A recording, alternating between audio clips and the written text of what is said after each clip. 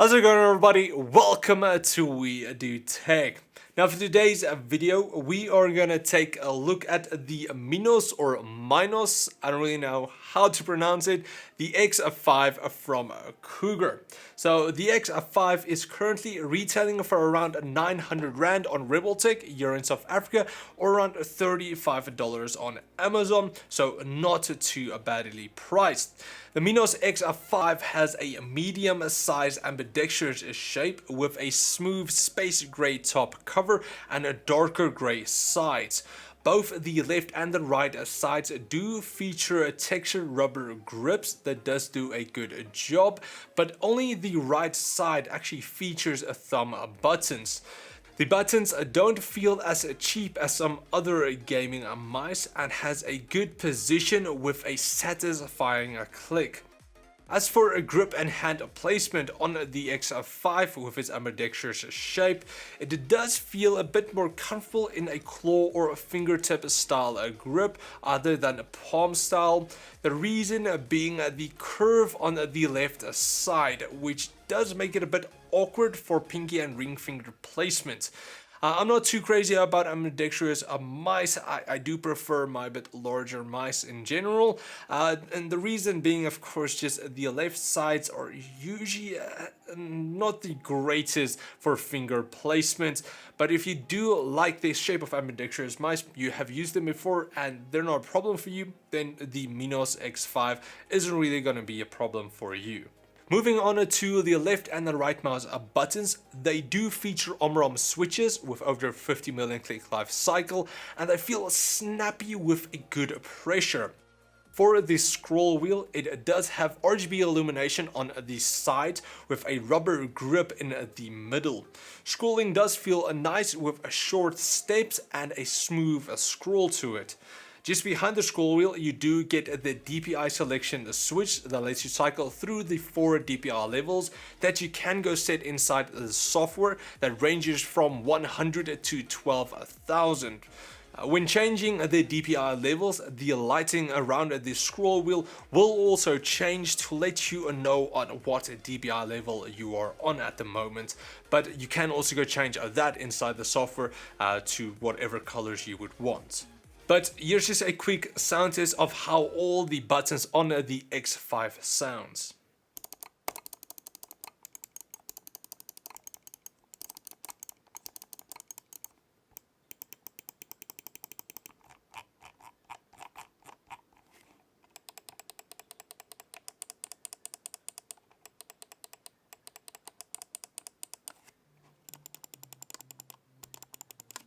Now getting into probably the main feature of the X5, it's Pixar 3360 optical sensor with a massive 2000 Hz polling rate.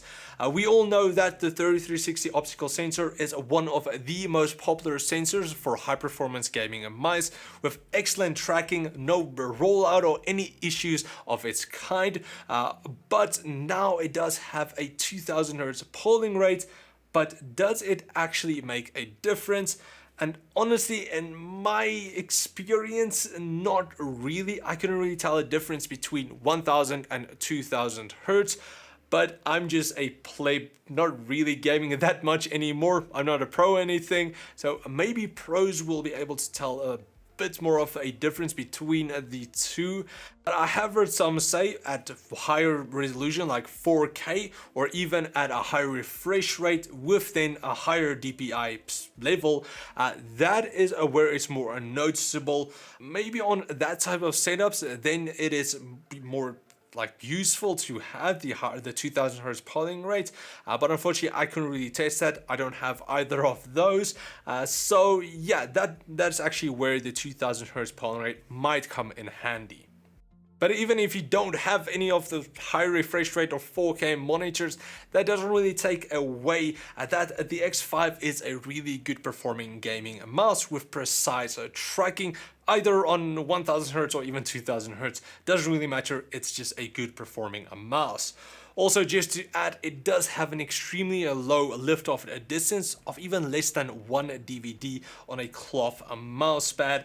So you are also able to change that to 1 or around 2 DVDs inside the software with some of the settings. Then just for the X5's glide pads, they do deliver a very smooth glide, and you do also get 2 replacements inside the box if yours start to wear out after a few years, or I don't know how hard you're working your mouse, but you will be able to replace the ones you already have on the mouse. The X5 is also quite light, only weighing in at around 90 grams. Then just for the cable, it comes in at a standard 1.8 meters or 5.9 feet and is non-braided.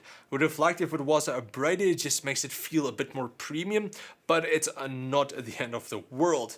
Then just finally moving on to the software. The software allows you to create and choose between 3 profiles at a time, where in each one you can change the settings like the DPI levels, your sniper button DPI, your polling rate, and a liftoff distance.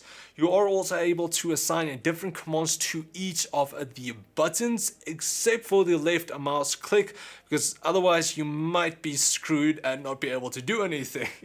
And then just finally, you do have your lighting controls with a few different effects and adjustments, because it does feature full 16.8 million different colors.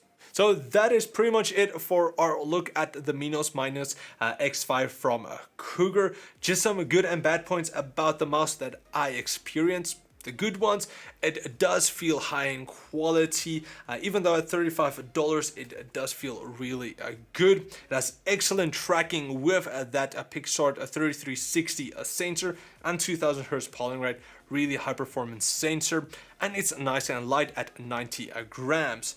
But unfortunately, the bad sides, this is a more kind of a me. So the left side, again, I'm not too big of a fan of ambidextrous mice. They're not the most comfortable in my opinion. Just you don't really have a lot of comfortable positioning for your fingers.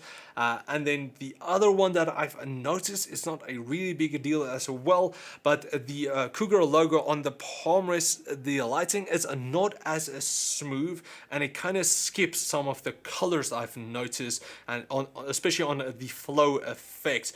But the others and the static breathing and so on was fine. So after all of that, the Minos X5 is definitely a good performing mouse.